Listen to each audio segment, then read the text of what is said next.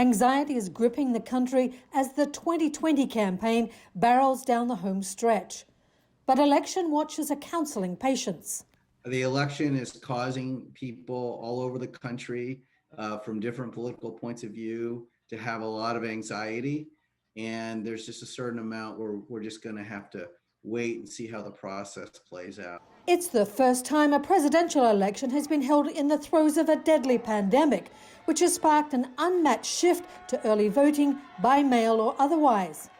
President Donald Trump's repeated suggestions that this election is beset by fraud, the first time a sitting president has sought to undermine faith in the electoral process, is contributing to the anxiety. Even amidst the pandemic, even amidst foreign cyber-enabled threats, I think Donald Trump has been a serious threat to the integrity of these elections.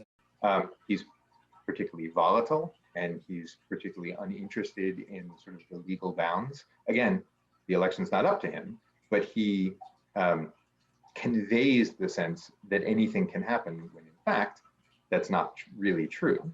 Paradoxically, voters in some ways are benefiting from the coronavirus pandemic striking in the spring.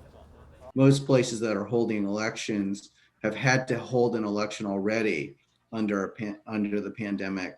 And so they're much better prepared than they were in March, April, May, and June. More than 80 million voters have already had their say, and that's leading to expectations that days or weeks might pass before the outcome is known.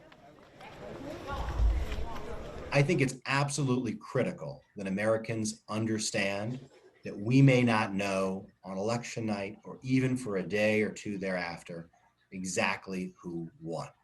And that Americans understand that there is nothing wrong with that. That's not a sign of our system failing us. That's not a sign of this election somehow being a failure. While Americans have become accustomed to learning who will be their next president on election night, it would be far from unprecedented if they don't. Until 1937, presidents were inaugurated in March, partly because it took so long to report and count the vote. And the 2000 election was not resolved until December 12th, when the U.S. Supreme Court made George W. Bush the winner by ruling that Florida must stop counting votes. And thankful that we were able to resolve our electoral differences. Tracy Brown, Associated Press.